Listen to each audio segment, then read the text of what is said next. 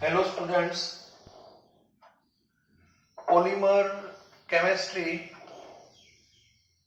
में प्रिपरेशन का जो पार्ट है वो भी चल रहा है।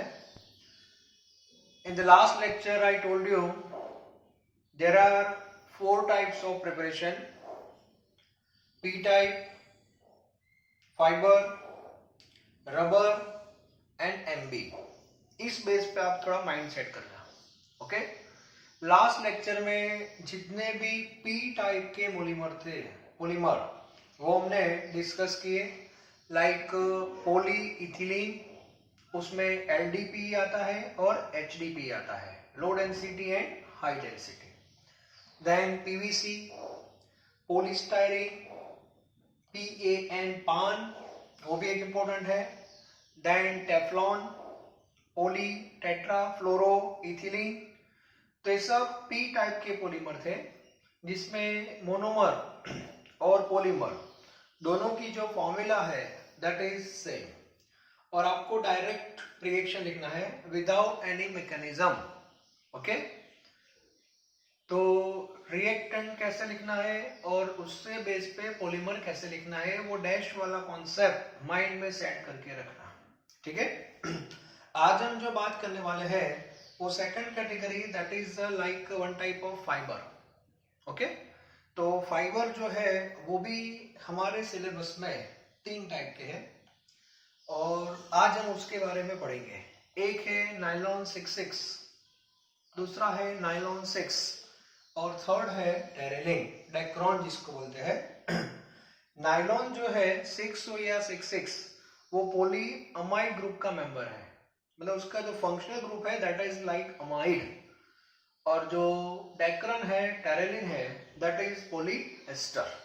ठीक है, टेक्स्ट बुक में कंडेंसेशन में उसको इन्वॉल्व किया है। उसका रीजन है during their preparation water will remove, therefore condensation, वो भी आपको एक पता होना चाहिए। ठीक है, तो वो नेम किस बेस पे देते हैं वो तो हमने क्लासिफिकेशन में पढ़ लिया है। तो आज सबसे पहले हम बात करते हैं नायलॉन 66। अब नायलॉन 66 मैंने फर्स्ट टाइम भी आपको बता दिया था, फिर से रिपीट कर रहा हूं तो एक बार फिर से आपका माइंड सेट हो जाए। नायलॉन 66 ये जो फाइबर है उसके लिए 2 मोनोमर चाहिए and both are different. Okay, so first monomer I told you HMDA। HMDA means hexa methylene diamine, hexa methylene, methylene means CH2, hexa means 6, diamine means NH2. Okay, so this is a formula of HMDA and you have to take N monomer. Okay, with react with N monomer of adipic acid. Adipic acid means CH2 4 COOH, मतलब बीच में CH2 4 है और last में COOH, जिसको आप 6 carbon total हो गए, total carbon 6 हो जाएंगे, ये 4 कार्बन बीच में और यहाँ पे 2, total 6 carbon. So you can write IUPAC also hexane 1,4, hexane 1,4, और 2 बेस में हम लिख सकते हैं, सॉरी हेक्सेन नंबर नहीं देना, 6 कार्बन है ना, कंटिन्यूअस फॉर्म में लेना है। हाँ, तो डायरेक्ट आप लिख सकते हो hexane dioic acid, hexane dioic acid, और आपको COOH को सेपरेट करना है और लेबलिंग करना है। तो ये 4 कार्बन है that is called butane up to 4 carbon, और COOH को लेबलिंग करना है तो वहां पे हो जाएगा आपका benzene butane 1,4 di carboxylic acid. ठीक है, तो डिटेल में तो आपको एसिड का यूपीएससी अलग से पढ़ने हैं चैप्टर में, तो इसको बोलते हैं adipic acid, adipic acid. Okay, now polymerization take place, okay, that is a condensation, so removal of n moles of water and we have finally polymer, and that is in terms of repeating unit। अब H2O निकालना है, वो fact हो गया कि नहीं, तो H2O निकालना है मतलब कहां से जाएगा वो आपका क्लियर होना चाहिए। तो आगे मैंने आपको हिंट दी थी, यहाँ पे H पे राउंड कर दो, इसका मीनिंग क्या हुआ, यहाँ से H निकलेगा। ओके, और यहाँ से क्या निकलेगा OH, और ये दोनों के बीच में कनेक्शन हो जाएगा, ठीक है। और सेम वे यहाँ से भी क्या निकल जाएगा आगे OH और यहाँ से H। तो आपको फॉर्मूला ऐसे लिखना है, यहाँ पे डैश हो गया, देन NH, यहाँ से स्टार्ट करो, NH CH2 6, then again NH, और NH का कनेक्शन CO के साथ होगा, C double bond O, then CH2 4 and here C double bond O dash, and this is a repeating unit of nylon 6,6, okay। और ये जो group है NaCO group, that is amide, therefore this fiber comes in which category, that is polyamide, okay। तो simple है, तो पोलीअमाइड है, synthetic है, ये सब आप लिख सकते हो। नॉर्मल इसके जो मोलेक्यूल्स होते हैं वो लीनियर फॉर्म में होते हैं, तो लीनियर स्ट्रक्चर वाले होते हैं, और आगे मैंने बताया था फाइबर है वो लीनियर है। तो सोर्स के बेस पे आप जाओगे तो ये 100% सिंथेटिक है, स्ट्रक्चर के बेस पे जाओगे तो लीनियर है, ठीक है। एडिशन है कि कंडेंसेशन है, तो ये कंडेंसेशन में आएगा। बाद में जो वंडरवाल्स के बेस पे हम बोलते हैं तो ऑब्वियसली ये फाइबर है, तो फाइबर कैटेगरी में रहेगा आपका, ठीक है। कुछ रेफरेंस बुक में प्लास्टिक में भी उसको लिखा है, तो वो थोड़ा कॉम्प्लिकेशन है, और यूजेस आपको पढ़ लेने हैं, क्लियर, फाइबर कहाँ पे यूज होता है, तो ये सब आपका क्लियर होना चाहिए। This is nylon 6,6, okay. Now second जो है दैट इज सिंपली नाइलॉन, और 6,6 मैंने बताया था कि यहाँ पे दोनों मोनोमर के 6-6 कार्बन इन्वॉल्व हो जाते हैं रिपीटिंग यूनिट में, इसीलिए सिंबल नाइलॉन 6,6 है। अब बात करेंगे नाइलॉन 6। अब नाइलॉन 6 कैसे बनता है, तो नाइलॉन 6 के लिए एक मोलेक्यूल आपको लेना पड़ेगा नाइलॉन 6 के लिए, दैट इज कैप्रोलैक्टम, ओके।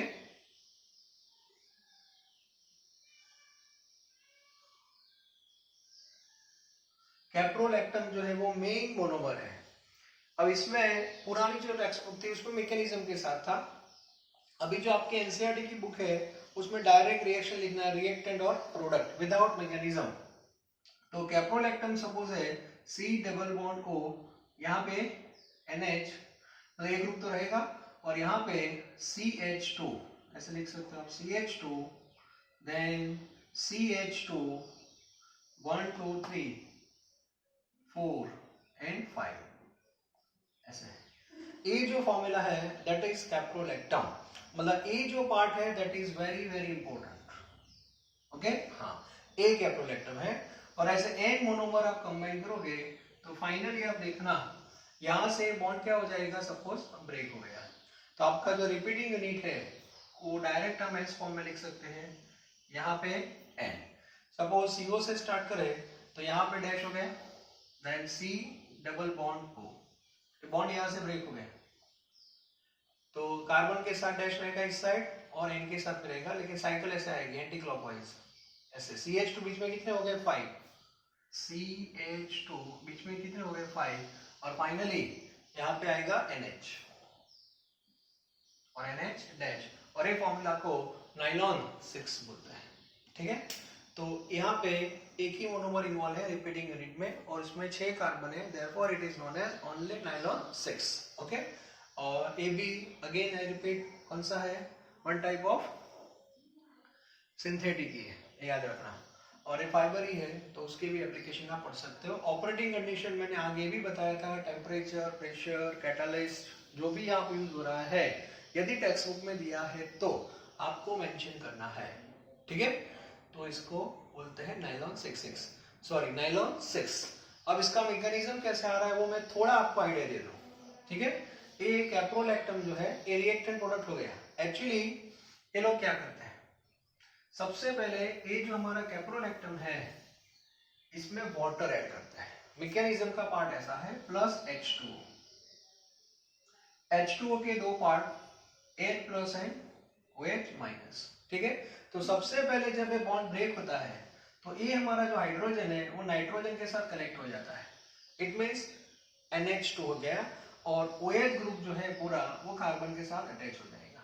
इसका मीनिंग क्या हुआ, ये पूरा जो साइक्लिक फॉर्म है वो ऐसे ब्रेक हो जाएगा और ऐसे ओपन चेन हो जाएगी, और ओपन चेन में एक एंड पे कौन सा ग्रुप आ गया, COOH, COOH हो गया, और एंटी क्लॉकवाइज में जाना है, तो यहाँ पे CH2 कितने हो गए आपके 5 तो है, और फाइनली NH के साथ H आ गया, that is NH2 and this is one type of amino acid,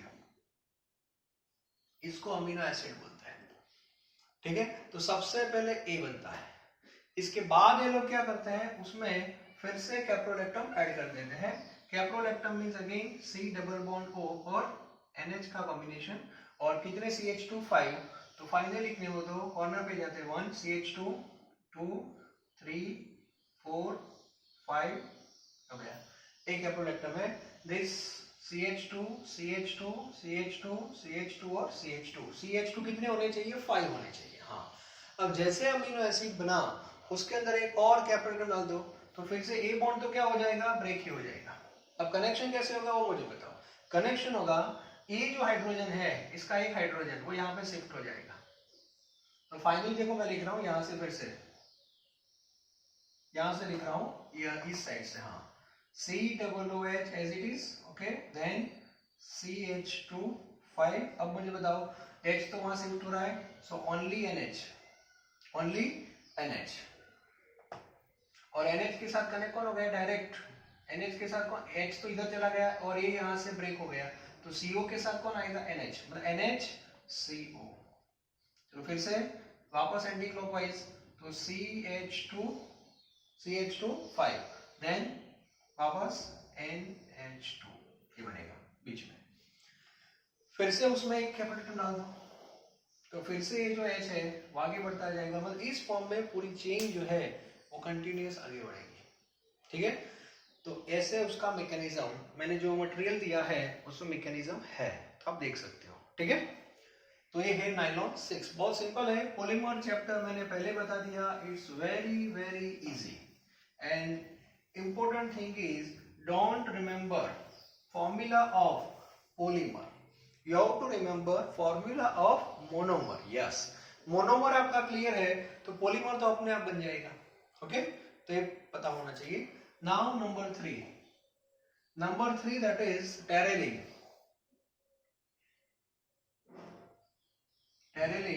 that is called डाइक्रोन।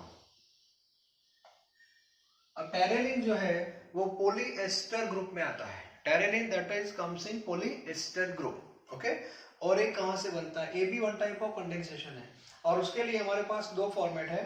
पहला फॉर्मेट है थैलिक एसिड, ओके, और वो थैलिक एसिड है उसमें आपको इथिलीन ग्लाइकोल डाल देना है, इथिलीन ग्लाइकोल।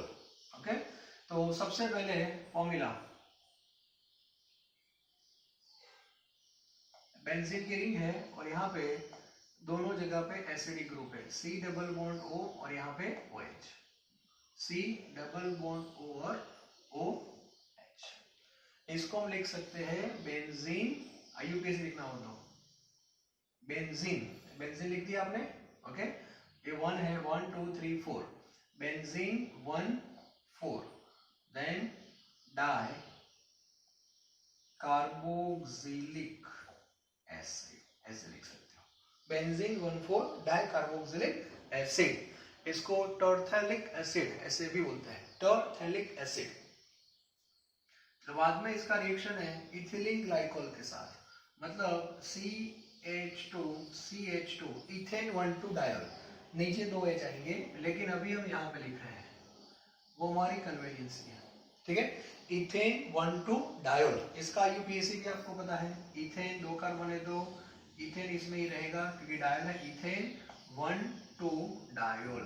क्लियर, और इन दोनों के बीच में क्या होगा, कंडेंसेशन। तो यहां से याद रखना आपको वाटर निकल रहा है H2O, N moles of H2O। ठीक है, तो सबसे पहले यहां से OH निकल जाएगा, याद रखना, और यहां से H, और फाइनली इन दोनों को कनेक्ट कर दो। कहां से क्या निकलना है वो आपको पता होना चाहिए। ठीक है, यहां से कौन निकल गया, OH चला गया, याद रखना, तो डायरेक्ट लिखेंगे C डबल बॉन्ड O, यहां से स्टार्ट कर दो, बाद में benzene, okay, then further C double bond O। अब कनेक्शन कहां से होगा, देखो OH तो पूरा गया, यहां से H गया, तो C के साथ ये ऑक्सीजन कनेक्ट होगा। ओके, फिर CH2 CH2 और O डैश, यहाँ से वापस H निकल जाएगा और ये जो ग्रुप बनता है that is ester group. Therefore this polymer is comes in polyester group. Is it clear? तो ये भी बहुत सिंपल है, जिसको हम डेक्रोन भी बोल सकते हैं. तो ये टेरेलिन है. पुरानी जो टेक्स्ट बुक थे उसमें ए जो मोनोमर है उसको चेंज किया है. OH की जगह पे यहाँ पे कौन सा ग्रुप आता है? मिथेनॉल. तो वो लोग क्या करते थे, देखो पुरानी बुक में ऐसा करेक्शन है, मिथेनॉल यूज होता है CH3OH. ये तो सेम है, मतलब यहाँ पे OCH3, यहाँ भी OCH3 ऐसे लिखेंगे. चलो डाइमिथाइल टर्थेलेट ऐसा बोलते हैं, डाइमिथाइल टर्थेलेट. और उससे क्या होगा, मिथेनॉल निकलता है CH3OH. तो यहाँ से तो निकल ही जाएगा OCH3 CH3O. एक ग्रुप रह गया बीच में, sorry, C double bond O, हाँ ऐसे था, सॉरी, लाइक दिस. ओके, यहाँ भी same group C double bond O और CH3O. तो यहाँ से पूरा ये ग्रुप निकल जाएगा और यहाँ से क्या निकला था H. So removal of NCH3OH, हाँ ऐसे ये पूरा ग्रुप निकल जाएगा. और फाइनली प्रोडक्ट तो सेम ही होगी, C डबल बॉन्ड O से अटैचमेंट होगा. देखो तो इतना वेरिएशन है. इसको बोलते हैं डाइमिथाइल टर्थेलेट. डाइमिथाइल टर्थेलेट. तो ये भी एक पुरानी टेक्स्ट बुक में दिया था और आपके जो मैंने मटेरियल दिया है वो इसमें ये है और टेक्स्ट बुक में है एसिड. क्लियर? तो ये तीनों फाइबर जो है बहुत इजी है. तो आपको अच्छी तरह उसको एक ग्रुप में डाल देना है फाइबर के बेस पे और ये तीनों फाइबर की प्रिपरेशन परफेक्ट होनी चाहिए. उसके रिएक्शन आपको लिखना है, प्रॉपर्टीज एंड लास्ट में उसके यूजेस पढ़ने हैं. क्लियर? तो ये आपका पॉलीमर तो क्लियर होना चाहिए. और again I repeat, text book है उसकी लाइन टू लाइन आपको पढ़नी है. और नेक्स्ट लेक्चर जो हमारा कल होगा उसमें हम बात करने वाले हैं रबर के बेस पे. ठीक है, जितने भी रबर है वो सब हम ऐसे पढ़ेंगे. रबर में हम 3 सेक्शन में पढ़ेंगे. सबसे पहला सेक्शन होगा नेचुरल रबर. ठीक है, नेचुरल रबर है, उसकी कुछ लिमिटेशंस है. तो कंपनी वाले क्या करेंगे, उसमें सल्फर डालते हैं और सल्फर डालने से वो रबर हो जाता है vulcanised rubber. So property will improve. तो वो भी हम पढ़ेंगे. सल्फर कहाँ से ऐड हो रहा है, बीच में क्रॉस लिंक में आता है. और लास्ट में 100% manmade that is synthetic rubber. तो कल का हमारा पूरा जो सेक्शन रहेगा वो रबर के बेस पे रहने वाला है. तो वो भी आप माइंड सेट करके रखना. और उसके बाद हमारा होगा लास्ट लेक्चर पॉलीमर का, वो सैटरडे को होगा.